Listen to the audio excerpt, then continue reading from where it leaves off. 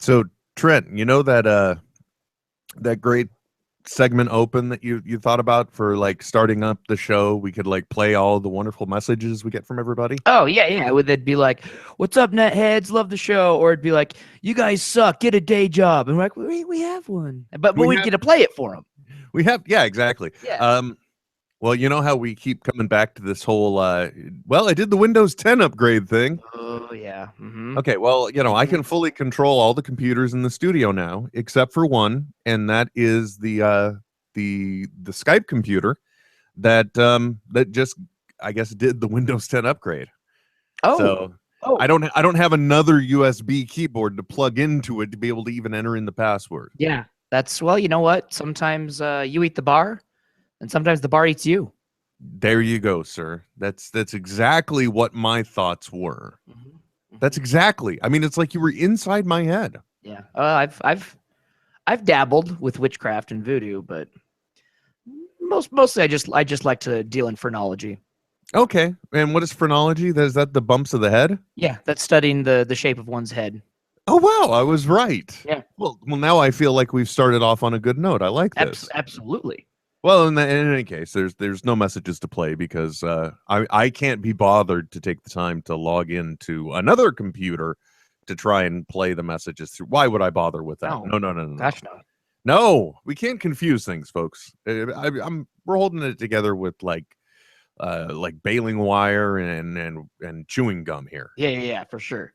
So without further ado, then let's move on to the episode proper. Yeah, let's do it. With clever meme, with funny tweet, I'll never leave my office seat. Those who think they know what's right, listen on Sundays to NetHeads, all right?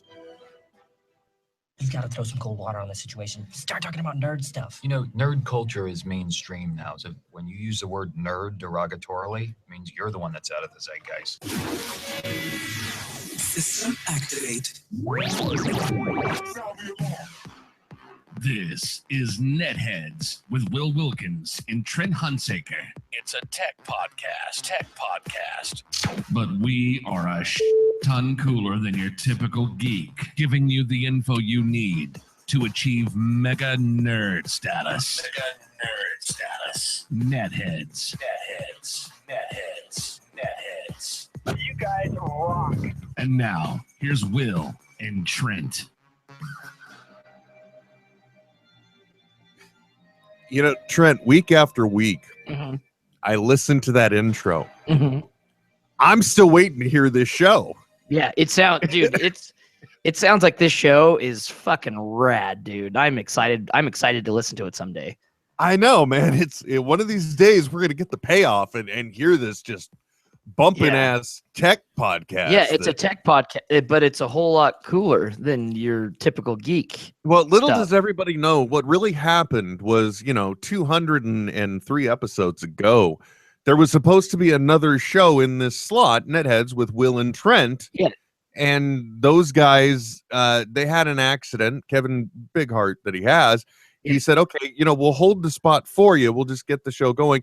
They found another Will and another Trent to sit in. Yeah. Yes. Yep. And we've been trying to fake it the whole time. Yeah. We're just waiting for those two dudes to show up. They will. I mean, they will eventually. Someday. By the way, I'm doing one of the worst things possible now that we're doing video. Yeah. What's that? I failed to finish a root beer lollipop. Oh, sure.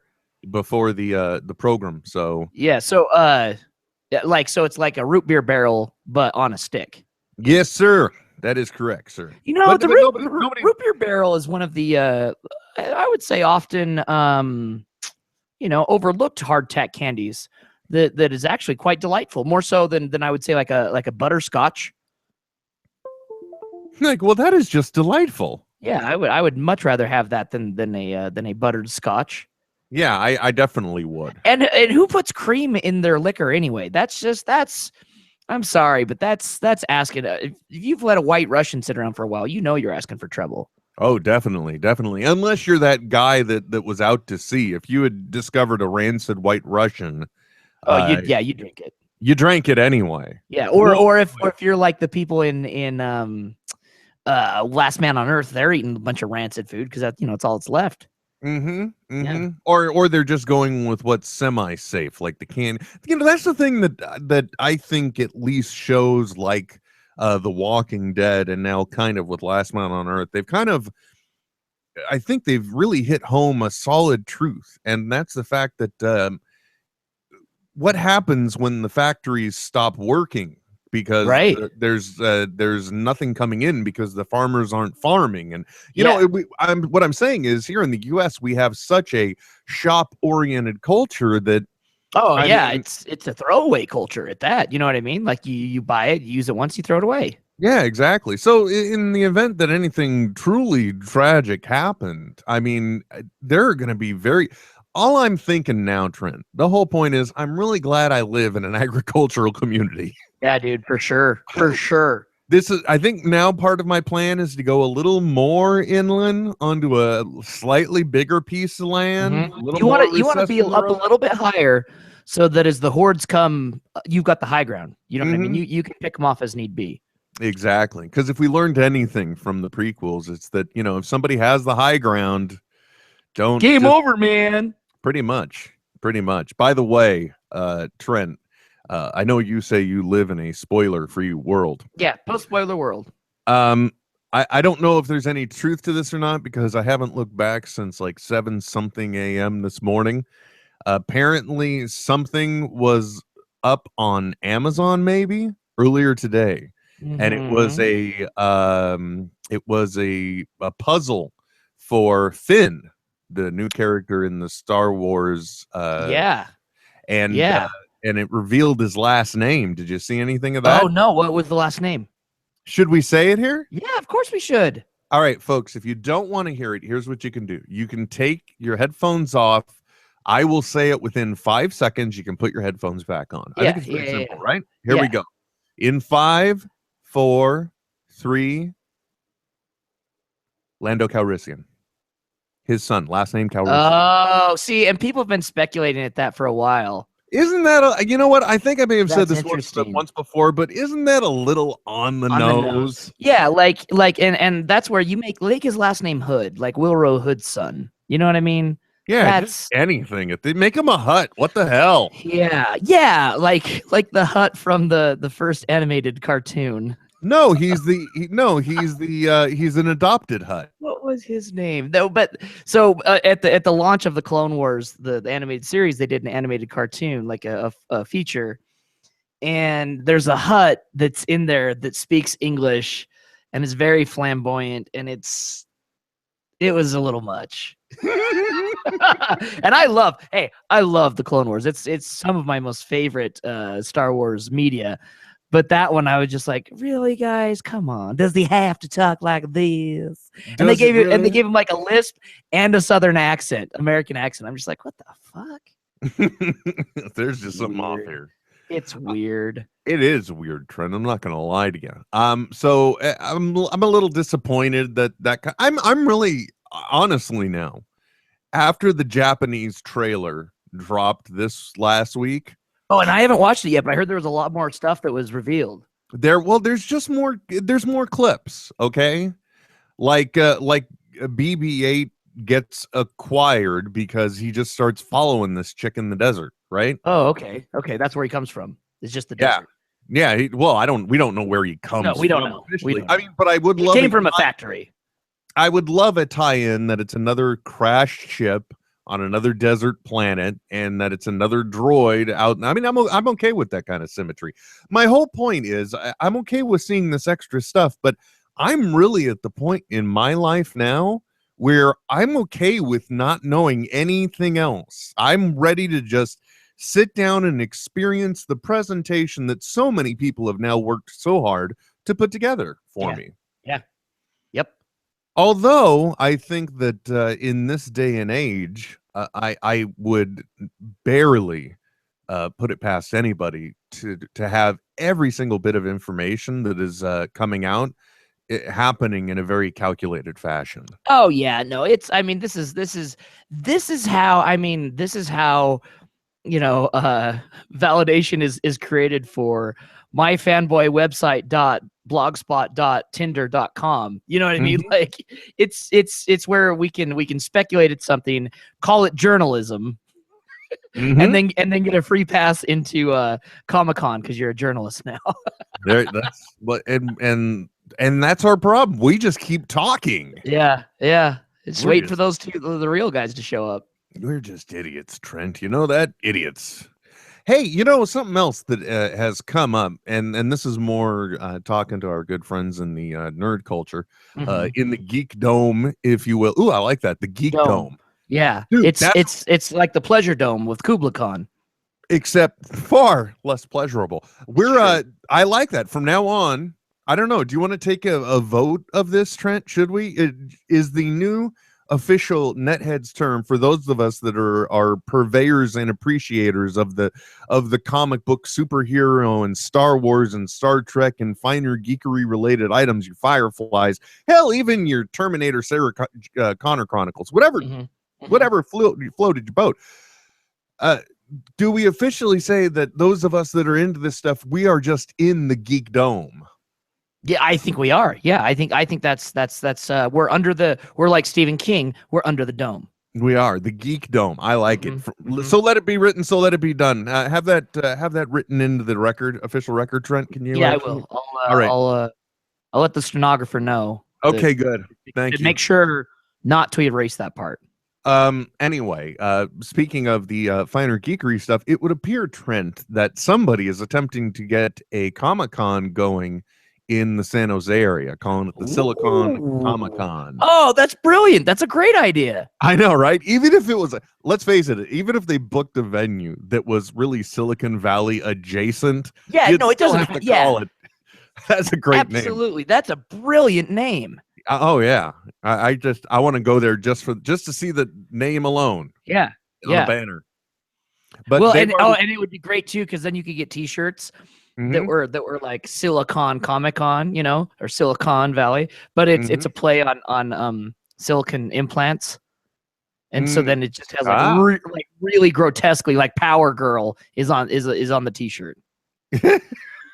I see where you're going with it, but I'm not sure I'm comfortable. But they already I first of all I heard nothing about this, and then just suddenly I hear confirmed for the first ever Silicon Comic-Con in 2016, Jenna Coleman. Oh, Jenna Louise herself. So the current Doctor companion who will be leaving ever so shortly. Yeah. Plays Clara. That's it, Clara Oswald. Yeah, Or she was at the Salt Lake Comic-Con, I believe, but I didn't have the funds to go and get my picture taken with her, which I mean, there's also that court order. yeah, well, no, obviously, yeah, for all companions in perpetuity, Which is very interesting, by the way, Interpol plate. because in alignment with most minimum legal requirements, if you'll notice that the areas that you queue up to in order to gain access to the celebrities, all of them are at 25 feet. It's really interesting. Yeah, no, yeah. I think there's definitely reason behind their design. They're smart about it. They get it. Yeah, they're just like keeping look that far, and we know that we won't have to call the cops. But that is the minimum safe distance, people. For sure. So, but it's interesting that they've got her book, especially since it'll be 2016, and she will be leaving in the current series, is what the rumor has it. Yeah, she's not going to have a job. Like, we don't even know when it's going to happen. Anything. The other thing I'm kind of hoping for, Trent, because it's something we really haven't seen in a while, if ever, in the new Imagine series of Doctor Who, it would be. Oh no, well we did with the. I'm such a dipshit. We did. It happened in Matt Smith's era with Amy Pond and Rory. That was mid-season. I'm like, we haven't seen it, but it would be nice that if when Coleman left for whatever reason she's leaving, it'd be nice if it happened like not even in the season finale, just like randomly in episode 10. Yeah. There we go. She's gone, and then that sets up the Doctor to like start his own new story in a new story arc, bringing someone else in. Yeah, exactly. Okay with that. Yeah, that would be nice. Yeah. I think. But I got to tell you, Trent, I know you're a cable cutter, so I'm sure your relationship with the doctor is tenuous as best right now. Well, yes, yeah. Haven't watched anything. However, I did just find a new VPN that I'll be using to watch on BBC. There you go. Trent, gonna get familiar with iPlayer. Yes, yeah. That's exactly what it is. Yeah. There's like a browser extension that allows you to kind of pick which country you want to browse from. I wouldn't know anything, Manchester, that you're talking about. Sure. Ola, it's called.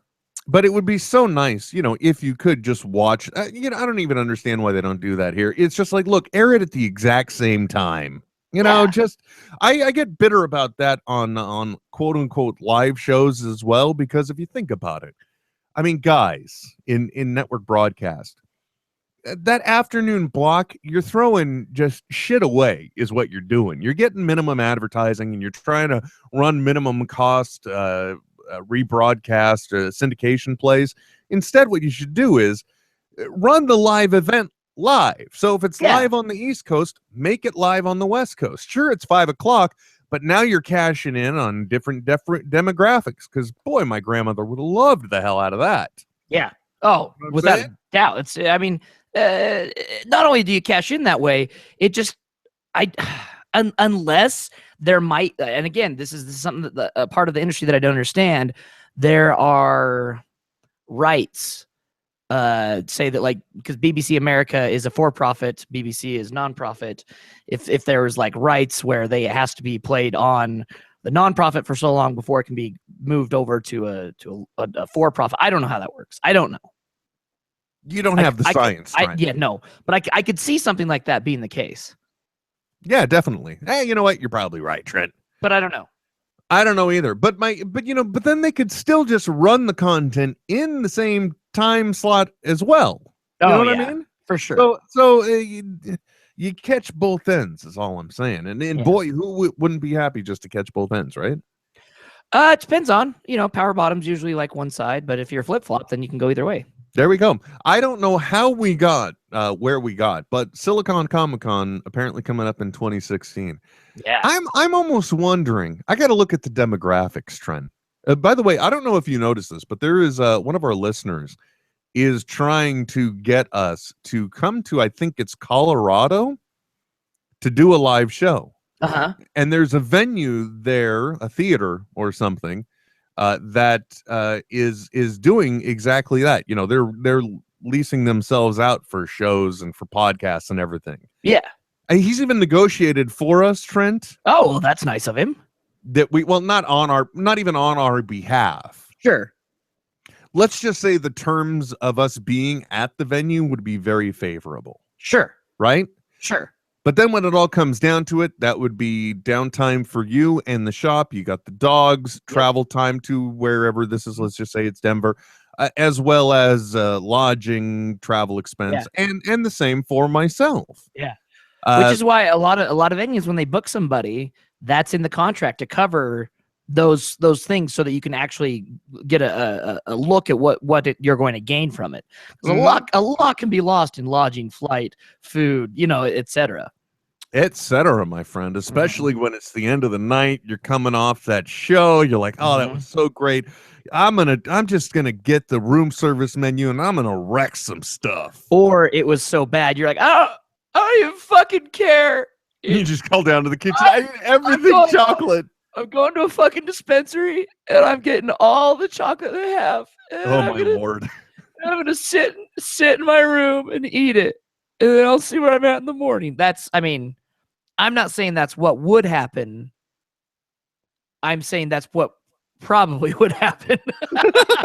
Well, okay. I thought you were just going with a possibility. But I don't know. Describing that scenario you have, I would almost be fearful that you would become the mental projection Jerry from the marriage counseling episode of Rick and Morty.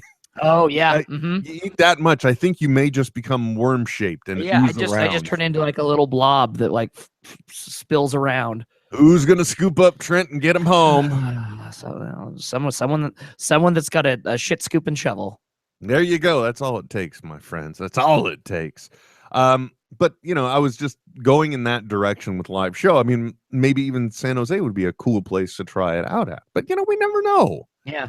I have a look. I'm a realist, Trent. I got a funny hunch. Okay, I just have a funny feeling that if the name Kevin Smith isn't part of the billing for us, Yeah. we would probably get ticket sales equivalent to the number of people that really give it shit, which is none. Yeah, well, there's people listening live, and we appreciate them, and we love them very much. Definitely. But I'm talking about at a live show in a destination somewhere in the physical world. Yeah, no, it would be it would be a labor of love. There would be 2 audience attendees, and those would be Michael Cera and Sherman. Yeah, That's it. Exactly. Yeah. That's my, maybe a random person that stumbled in at the wrong time. Like was an M. Yeah, someone that thought it was like a burlesque show, and they're like, when are we gonna see those tits? I don't want to, but okay. Just like, okay, fine, here. Just look. Get it over with. Try not to hit my beard. Oh God. You are a bad And man. I'm just like, give me the fine comb because the brush doesn't do anything. Oh Lord. But you boy, oh boy, you are Trent. All I'm saying is, I hope there's light at the end of the tunnel. Oh, we don't know. Well, I don't know. It's a dark tunnel, and you got to travel a lot before you see the end. At least if you're Lemmy Winks, or if you're Larry Underwood. Oh, true that. Mm-hmm. By the way, I saw a guy on the BART train the other day. He had the full unabridged version of The Stand. And I always love the people that read The Stand in the fall or winter, because I was one of them. Like, I would read it every year. But, going into cold and flu season, not the time to be reading about the disease. Hell no, son. Hell no. You just start getting paranoid, start looking at all the flu shots, thinking about the news broadcast that's going to come when the military guys take over. Mm-hmm. Anyway, but it was nice to see. Man, it's good to see people still read books. The TV series of The Stand was so goddamn good. Oh, that 3-episode adaptation? Yeah, with Gary Sinise, and Dauber from Coach. Yeah, Dauber as M.O. Tom Cullen. Yeah, Tom Cullen. Yeah. M.O.N. That really spells good. moon. Yeah. They did a good job, and I know that there are some people that are trying to adapt it again in different forms. Yeah. I'm not sure if it's been movies or again a limited run series. The Dark Tower is coming 2016, 2017, I think. Oh, have they worked that out? Because I know there was one point like ages ago where they announced where they were going to try and do a TV movie hybrid trade-off. Yeah, Venture Capitalist Post just put this out this morning about 2017 release date. They've already got Russell Crowe and Idris Elba to be in it, and it will be going up against the same weekend of the new Friday the 13th reboot. Well, that sounds like I know who would win in that one. Yeah, I don't know. I would hope it would be the Stephen King, but it's like the Dark Tower is, I think, like the Stephen King nerd fans like have read the Dark Tower. It's not something that like, oh yeah, I love Carrie, but I really love the Dark Tower. You know what I mean? It's not something that everyone that has read, if you've read a Stephen King novel, it hasn't been the Dark Tower series. Dude, Wizards and Glass, come on. Oh, I know, dude, I know.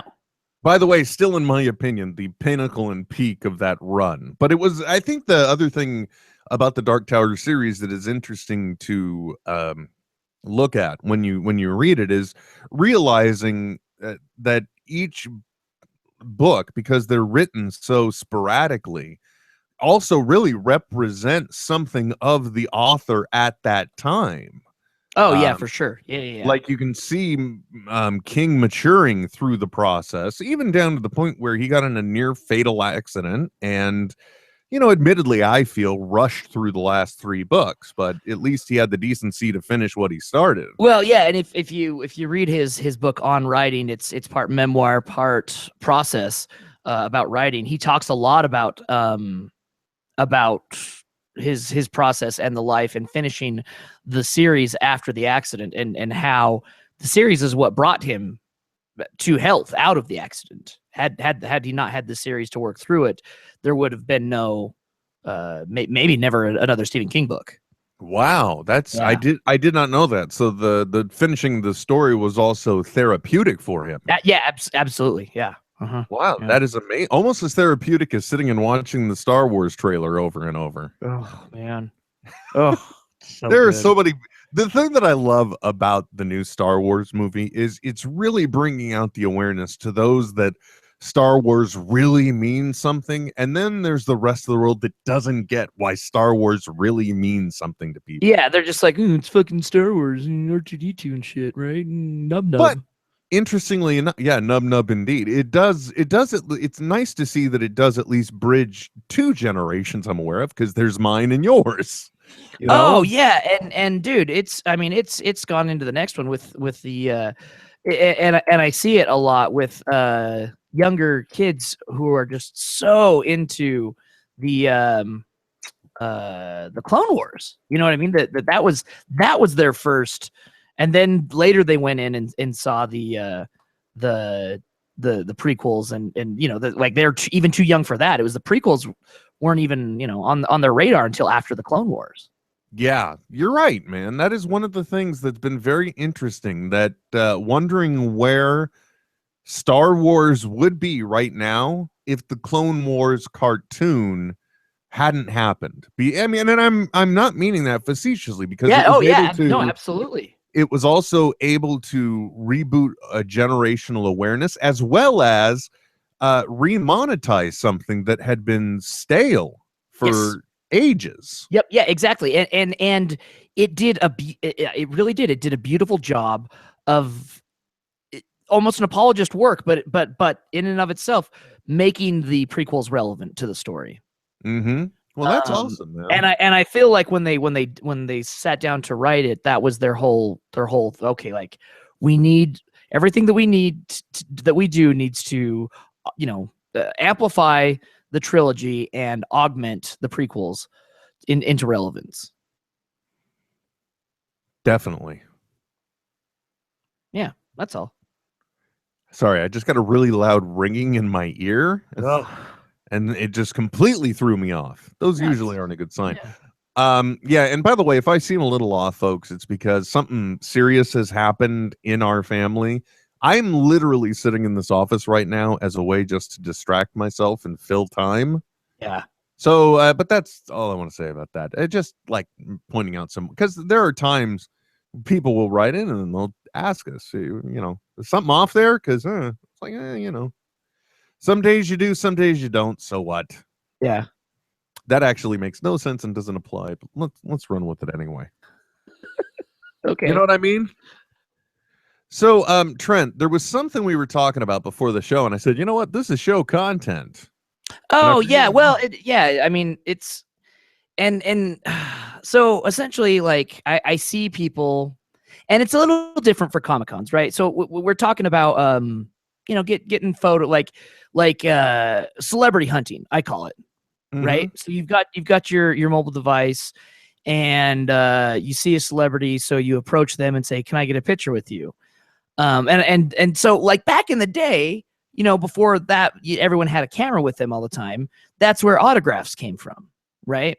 Like, you would just have a happen, like, wow, I ran into X celebrity, and I got his autograph, because otherwise you would never believe me. You know what I mean? And that was kind of a, I don't know, maybe a less intrusive, more, I don't know, more appreciative way, I guess, of taking up a celebrity's time. Because I feel like now, man, getting a selfie is just, it is what it is in the title. It's selfish. It's I can't wait to gain, you know, friendship clout or online clout from posting this online and getting likes or whatever. Do you know what I mean? Does that make sense? Are you saying that the acquisition of a quote unquote selfie with a celebrity is a bit gauche now? Yeah, I kind of feel like it is. I mean, and that's why I say like Comic-Con is a little different because you paid money, right? So you exchanged money for them to do that. It's a transaction, right? Well, But not even that. It's also it's accepted time. The celebrity Sure. is sure. taking their time out of their day. They've scheduled it open to you to access them. Yeah, and John Hodgman has talked about this in the past, and it's a quote that it's just it really has kind of changed my perspective on celebrity and how and it can be taken outside of anyway. I'll read you the quote. And then I'll get your response on it because it's really interesting. I've been thinking about it a lot. I shared it with a friend today too. We've been talking about it. I Judge John Hodgman. I'm going to tell you what your parents never did. Your parents probably told you, as they always do, that it never hurts to ask. And that is 100% wrong. It always hurts to ask for whatever it is. Every time you ask for something, you're making a human moment into a transaction. And you are spending down your personal credibility and your personal capital. And sometimes you have to, in order to get a job, in order to make a connection, in order to go on the Daily Show as a guest.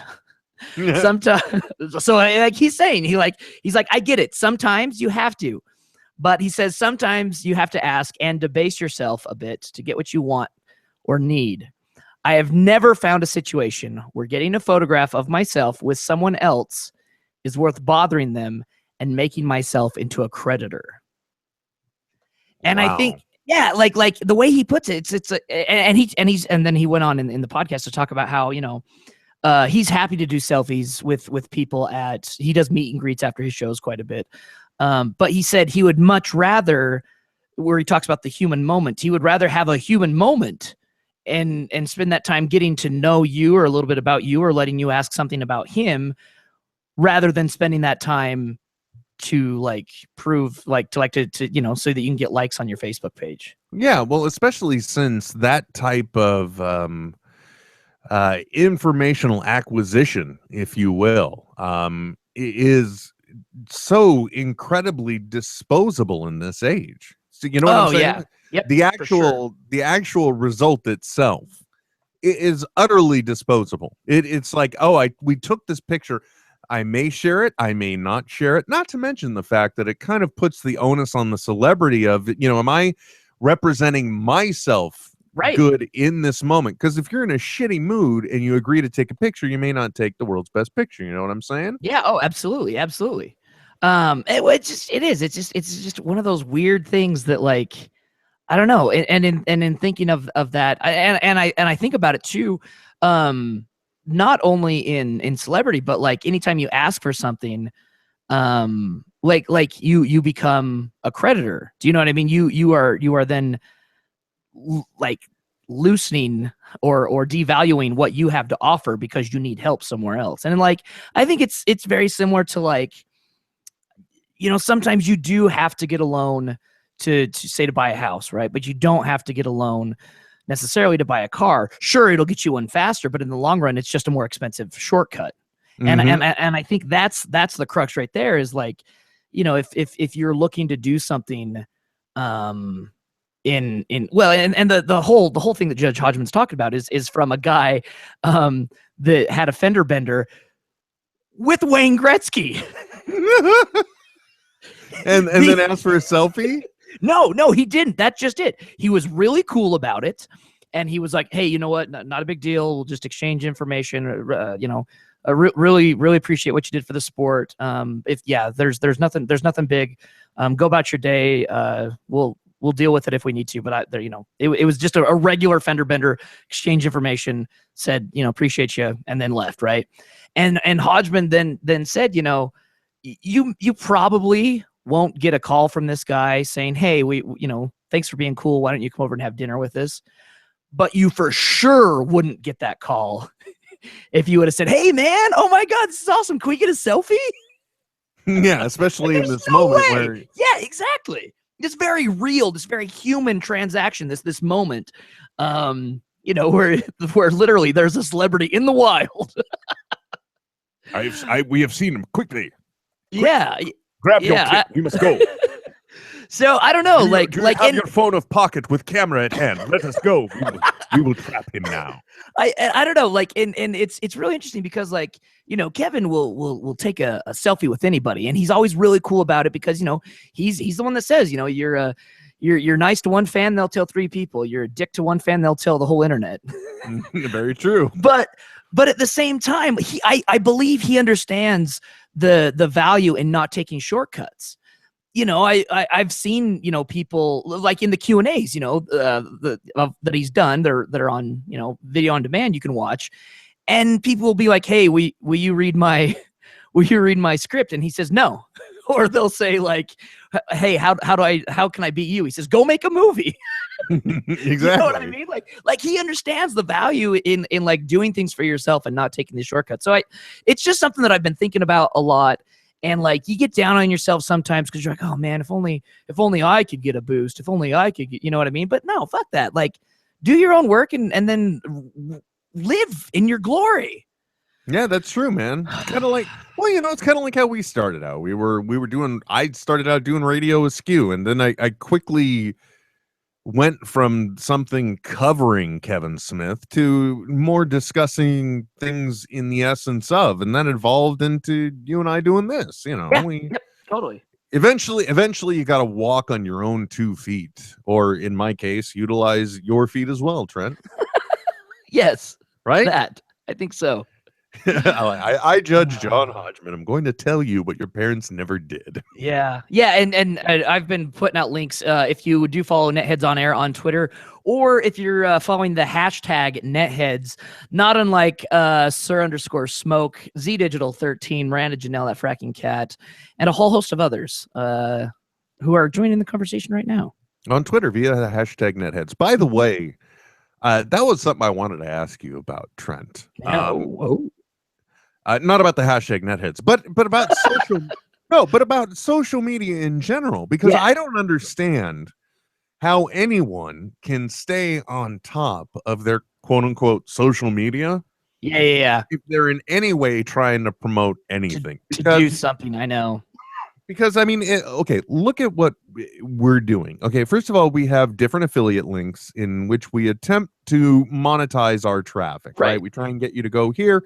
You click the link, and for example, and now you're shopping through Amazon, but you're gaining us credit for your purchases. It's you know what I mean? Yep.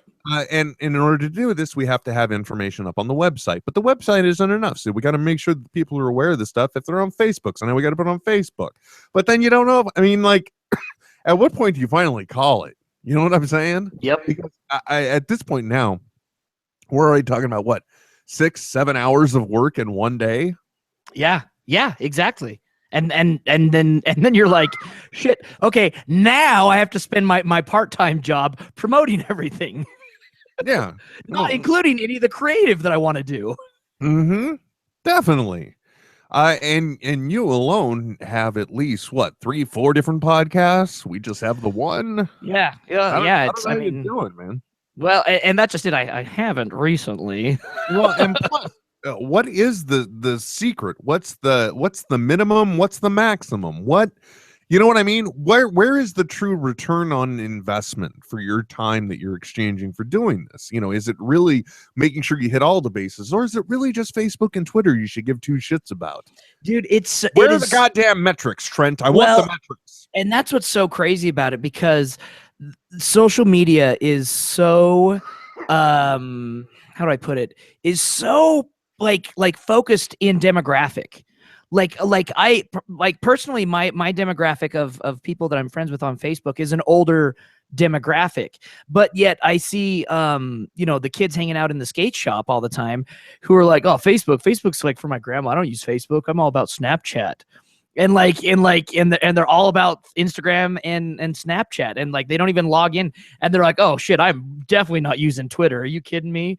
So it's like it all depends on I think knowing your demographic, and then B, being there for them and creating things around that. I think, for example, if you look to Kevin Smith as a ensign for what's going on, At least for as someone who knows what they're doing. I think there are a lot of people who had never even listened to a podcast before until they found out that Kevin Smith was. Or I've seen so many people who are Tesdy ants that have that just say only on Twitter for Tesdy. Do you know what I mean? So I think part of it is knowing your demographic, and then B, allowing them to interact and have a spot for them. Because man, like people will sign up and give a company their information just so they have that contact or that, you know, that exclusiveness to be part of the Tesdy ants. Like that's pretty damn impressive. Yeah, I think so. Definitely. If you can get anybody from one platform to another, strictly just because of what you're doing, that's some power right there. You know, the thing that really gets me too is what you said, because you know, basically the kids these days, Trent, the kids, Yeah. they're taking their social media to a more direct level. Yep. Totally. You know what I mean? They're in a transmission based social interaction. Yeah, it's immediate, and they don't want it to live forever. I don't know if I've told. Have you heard of Bleep? No. So Bleep is made by the people who make the BitTorrent client, and it is a message based app that allows for 100% anonymity, and you can things just disappear, and there's never a trace of it because there's nothing stored in the cloud, right? It's all P2P, just the way that torrents are. You know, it's all person to person. So this way, no one will ever be able to hack the app itself and then look into the cloud and find, you know, X celebrities nudies or whatever. It is just person to person, and then once you send it, it's gone after it's seen. Never like, and that's it. So if I sent you a message, it would basically be like if I sent you texts that were just deleted immediately that didn't have my real name on them. Or it's kind of like when I send you texts and they're deleted immediately because you just don't want to read them. Yeah, because I'm like, oh, another text message. Good God, why won't this old man shut up and leave me alone? Just make it stop. But I think it's interesting though, because I think you'll see Bleep. I think will be now used, obviously, in porn and drug deals. Not porn, but sex transactions and drug deals. But I think it's also it has the potential for more secure interactions for informants, whistleblowers, reporting, things of that nature. People that like have a heavy interest in keeping their identity personal. Do you know what I mean? Mm-hmm. Those of us that don't want to, that have been hesitant, if you will, to join the social media movement. Yeah, will finally have an avenue in. Totally. Like especially if you look what Edward Snowden had to do to actually have a secure way to communicate as an informant, it was some very heavy, serious stuff to do. Where this makes it a lot more. And granted, I don't know how 100% secure it is, but it's a step in the direction of giving complete ownership of information that's passed. Trent, we can't be expected to know how this technology works. They're modern, digitized, phonographic, encrypted things. Right, yeah, exactly. We're of the older generation. We just want it to work. I'm just like, look at me. Am I acceptable? Please love me. Yes, you are, Trent. You always I just like I melt down into my puddle and eat another edible. Hey, Lord have mercy. We're not in Colorado, Trent. Oh, no, we're not there yet. Okay, never mind. We're not there yet. You're like, I've already gone there in my head. Well, I'm not coming back. I may be in Logan, Utah in my reality, but in my head, I'm in Colorado. At which point then I'm afraid for whatever it is you're using around the house and treating as the edibles. Yeah, don't worry about it. Some things you just don't want to know. By the way, Trent, I know we discussed it a little bit, I think last week or in weeks past. Have you watched any of the Flash TV show? I watched like the first 3 episodes, but I haven't since then. No. Okay, because if you listen to Fat Man on Batman, and I'm not trying to be that podcast that talks about other podcasts, but Yeah. this was one of those moments. But it led me to the question that I wanted to ask you, Okay. which is why I bring it up. So, 2 episodes of Fat Man and Batman on Batman ago, Uh-huh. Kevin learned of he saw the image while going over comicbook.com of King Shark appearing on The Flash. Okay. At which point he's like, I don't know, man, this might finally be the thing that drives me to check this out. Yeah. And then Mark Bernardin started chiming in. Well, as you know, during a recent illness spell myself, I started watching The Flash, Right. Yeah. and proceeded to just I don't think binge is a strong enough term. I mean, I consume this with the same veracity that Yes. I guess it's best to say that I daredeviled it. Really, Oh yeah. Yeah. You frat boy binged this thing. yeah. There you go. So then, I like that. I don't know what it means, but I like it. So then it turns out there was a tweet midweek, which meant I was just looking forward up to the moment it was handed to me for the next Batman or Fat Man on Batman, Yeah. because there was a tweet where Kevin was asking for clarification of a character on The Flash of Jason Mewes, Oh meant yes. No, it was Arrow, wasn't it? something, one of them, which Yeah. meant that, oh, he's watching Yeah, it. yeah, for sure. Yeah. And sure enough, late Friday night, there was a text that came to me saying new Fat Man on Batman up on the server. And then it said, that man on Flash, comma, man, exclamation mark. Yes. And I Yeah. woke up and I cleared the sleep from my eyes and I said, oh, this is going to be a good one. I will tell you, if you haven't seen the Flash TV show, he basically gives you the entire season run gives you full play-by-play. within the last hour of the show. This actually, the reason why I bring it up is one, it's a great thing to listen to if you're a fan of the Flash. Yeah. So much so that Grant Gustin, the guy who plays the Flash, retweeted Kevin's tweet about the show. So Oh, even better. Yeah. so I don't know, maybe Grant Gustin may be dropping in the Fat Cave. That would be cool. Oh shit, that would be awesome, dude. Yeah, but the cool thing about it all is what brought me to the point where I wanted to ask you a question. Okay. Why is it we look forward to hearing about what the people we admire or have favorite opinion of think about things? Why do we do that? Yeah. You know what I mean? Well, and the thing is, I don't know. I think it's select to the people who make their opinions entertaining.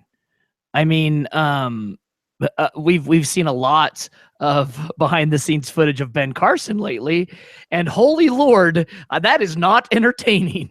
No, let me rephrase it. It's very entertaining, but not because he's making it entertaining. Do you know what I mean?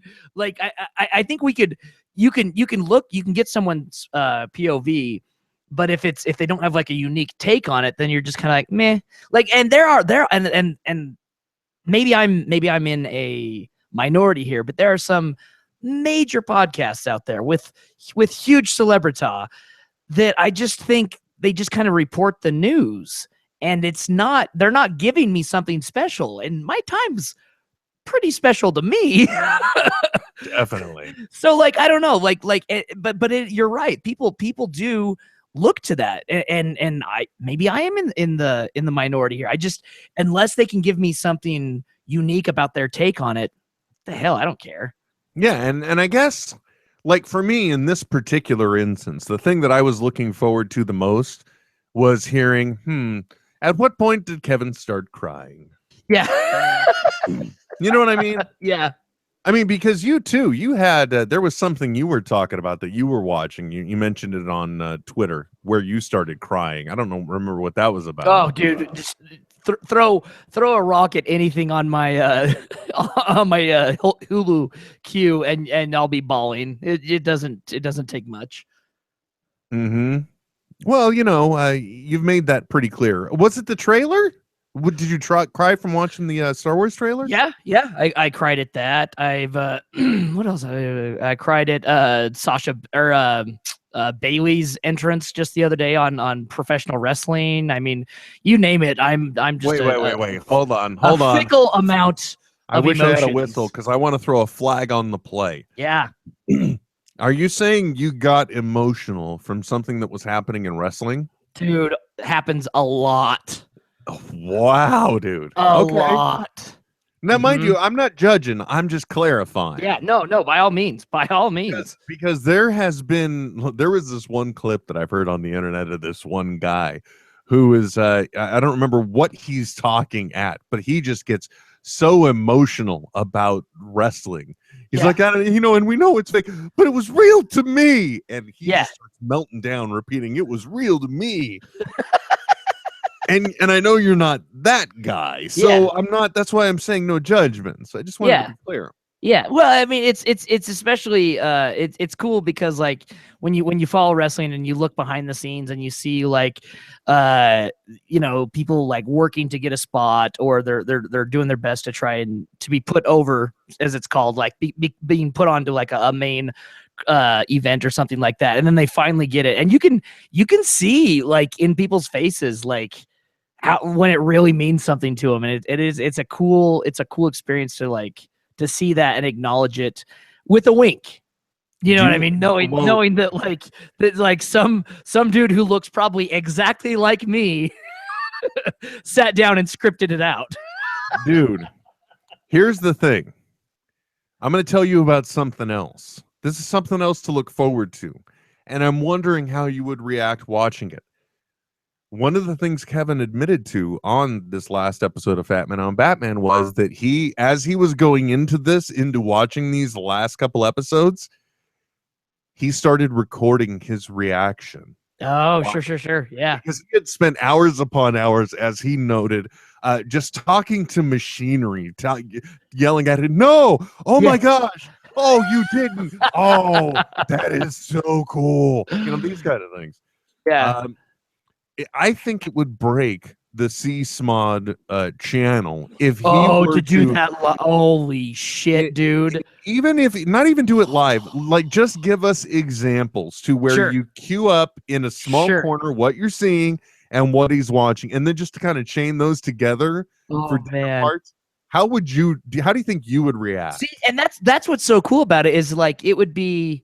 I mean, it's the same it's the same way that like Fat Man on Batman works when they get together and they like or toss salad and scrambled eggs. It's like you feel like you're watching it with them. You know what I mean? It's like being in the room sharing a piece of culture with someone that you admire. I would love that. I would absolutely love that. Yeah, definitely, because it's the humanization of things that always helps us feel even more connected, I guess. Right?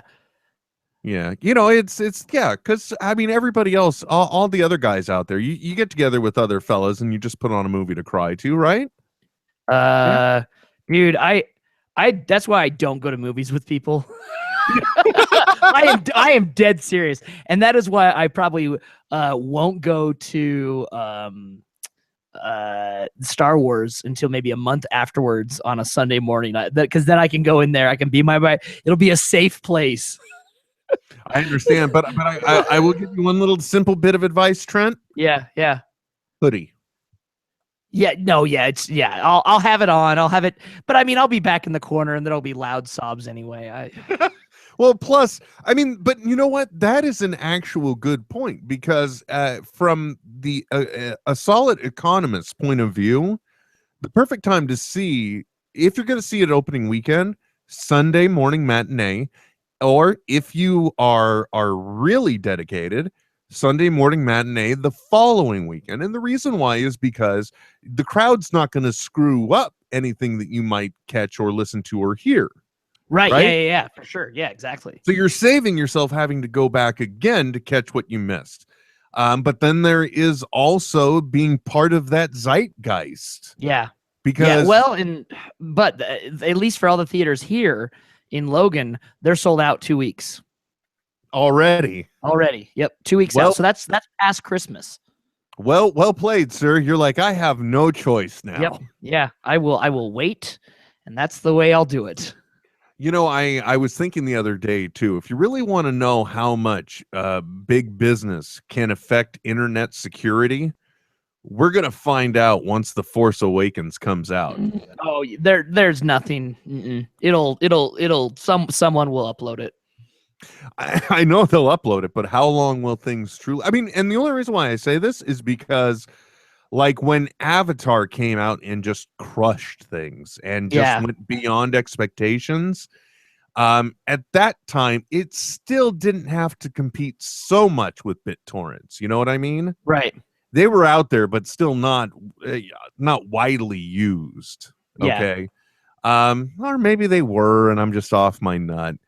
But my whole point is Titanic sure as hell didn't have to compete with it, right?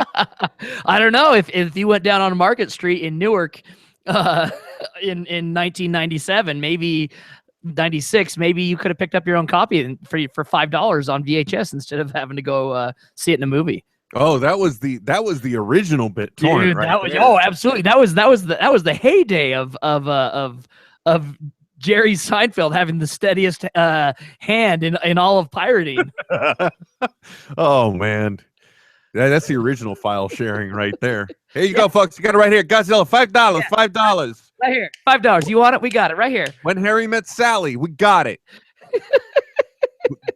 You Still got in- mail? Still We in got theaters, right here. Still in theaters. Right here, folks. You want to watch The Martian? No problem. Right here, $5. Now it's probably 20 though. No, it's just it's free now. Free now, goddammit. Free for everybody. Free or I anyway, don't want it. Trent, you know what? We've said it all, I think. Yeah, think the little red thing is poked out on this turkey. I'm Yes. not talking about my nipples. I actually, you said little red thing and popped out and I got scared, but I Yeah. think we made it through okay. right, Anyway, fair folks, enough. thanks for tuning in. Thanks for listening. Appreciate you playing along. Remember, hashtag NetHeads. And, before next week, we'll get it sorted with the NetHeads on air via Skype. And you can leave messages and then we'll play them at the head of the show if you leave a message. It's just that simple. It's so exciting. You can also email them if you wanted to at netheadsonair@gmail.com. You could do that too. Let's Not not a bad idea. forget that. Because some people look, buddy, I don't want to phone it in. I want to put it through some posts. I'm going to send you a nice file. Yeah, I want it to sound good. I don't want to sound like Yeah. I'm playing through Stitcher. Oh, and shit. some selfie nudes. Well, I wasn't. No. Oh, okay. Then I will not send those.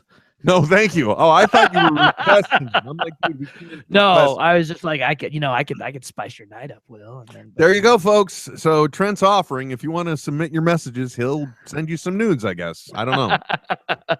Anyway, it's true. folks, until next time, my name is Will. I'm Trent. You've been listening to another edition of NetHeads. Right here, one place. Ass com. That's me pretending that there was like a cyberbark. That was really good, except Thank for the you. video giving you away. Damn it. Anyway, folks, you can find us everywhere, but most importantly at Podcast.com. This is NetHeads with Will Wilkins and Trent Hunsaker. Signing off. I know, right? But stop being a little Nancy and deal with it. NetHeads. NetHeads. We'll be back soon.